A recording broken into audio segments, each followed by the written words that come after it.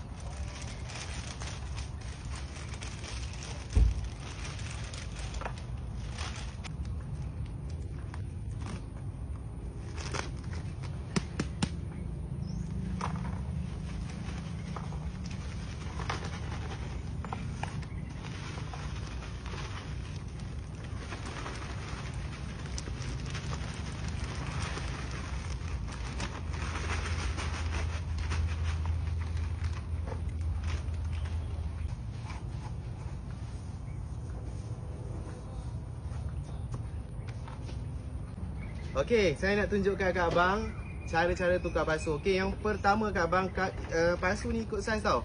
Kalau saiz macam ni, jangan terus tukar macam ni, besar.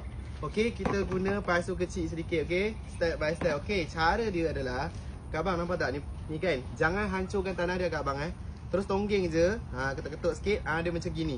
Okey, lepas tu kat abang, pasu yang ini kita tambah tanah, buat base dia dulu kat abang. Okey, buat base, kita tengok sikit. Okey, kita letak tanah sikit.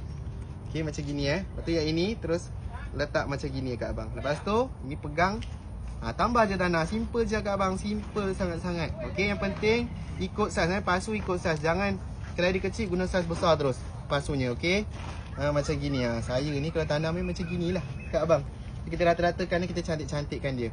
Okey, kalau besar macam gini pula, macam mana? Jangan guna pasu yang sama saiz. Guna pasu besar sikit, okey. Cara dia sama je kat abang. Okey, ni pasu kita guna untuk saiz macam gini pasu 10 inci. Yang tadi yang kecil ni 8 inci. Okey, sama juga kita buat base, letak je tanah macam gini, letak tanah-tanah macam gini, okey. Letak je, bismillah. Okey. Lepas tu yang ini pun sama. Kita tonggeng je, jangan hancurkan. Okey, jangan hancurkan tanah sebelum ni. Okey.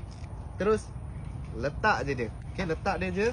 Lepas tu tambah tanah. Jangan kacau akar kat abang. Kalau kacau akar, nanti pokok tak cantik, pokok layu nanti kat abang. Tukar je cara macam gini kat abang tambah tanah, simple je. Tanah keladi pula kat abang, tanah keladi Fika Flower ni. Okey, yang ini jangan campur, kalau tidak derhaka rezeki kat abang. Okey, terus guna je dengan penuh keyakinan.